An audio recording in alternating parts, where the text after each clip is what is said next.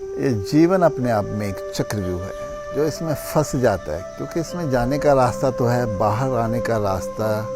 जल्दी किसी को पता नहीं चलता और वो इसी में उलझता रहता है और इसी में ही ख़त्म हो जाता है। हमारी आदतों का चक्रव्यूह देखिए, जो बुरी आदतें हैं हमारी, वो हमें उस चक्रव्यूह में घुमाती रहेंगी, हमें उलझाती रहेंगी। हम बार बार उसी रेपिटेशन में रहते हैं, अपनी बुरी आदतों को करते चले जाते हैं और वहीं अपने शरीर को, मन को, जीवन तक को हम नुकसान में ले जाते हैं। अपनी शांति, अपने आनंद को, अपनी खुशी को सब हम एक नर्क में डाल देते हैं, क्योंकि वो चक्रव्यूह से बाहर कैसे आना वो हमें मालूम नहीं है। रिश्तों के भी चक्रव्यूह में देखिए, हम किसी व्यक्ति के जब बहुत उसको ओब्लाइज करने की तरफ चल जाते हैं, उसको खुश रखने की तरफ चल जाते हैं, किसी भी व्यक्ति को हम अपना पूरा जीवन लगा देते हैं, लेकिन वो खुश तो होता नहीं। ये भी एक तरह का चक्रव्यूह है। जब हम उसमें चले जाते हैं, हमें समझ नहीं आती इससे बाहर कैसे आना है, क्योंकि फिर हमारा जो गणित है, जो हमारा सिस्टम है, वो वैसा ही डेवलप हो जाता है कि हम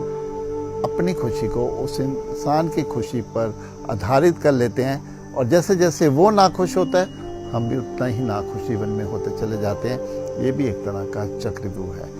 अपनी धारणाएं, अपने बिलीफ सिस्टम, हम जो सोच रखते हैं, ये सब हमारा चक्रव्यूह है जो हमारा ही बुना हुआ है, लेकिन हम इसमें चले तो जाते हैं, इसमें बाहर आना बड़ा मुश्किल होता है। इसलिए अपने इस जो चक्रव्यूह है, हमारी बुद्धि का, जो हमारे मन का जो चक्रव्यूह है, वो सिर्फ और सिर्फ अपने एकांत, अपने मौन और अपने ध्यान से ही हम अपने चक्रव्यूह से बाहर आने का रास्ता ढूंढ सकते हैं। ईश्वर को अगर हम समर्पित अपने जीवन करके चलते हैं तो फिर वो हमें रास्ता दिखाता चला जाता है और हमें इस चक्रव्यूह से बड़े प्यार से, बड़े शांति से बाहर निकाल लेता है,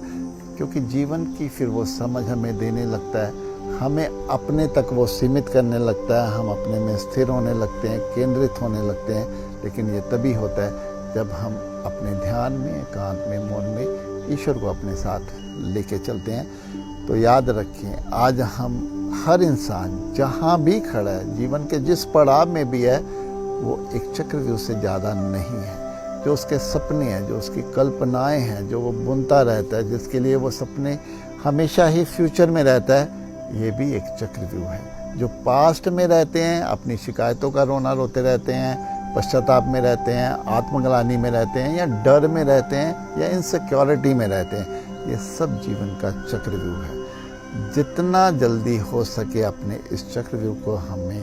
तोड़ना होगा, क्योंकि जब तक हम इस चक्रव्यूह से बाहर नहीं आएंगे, ये चक्रव्यूह हमारे जीवन को इतना घुमाता रहेगा, भटकाता रहेगा कि हमें जीवन की समझ अंतिम क्षणों तक नहीं आ पाती।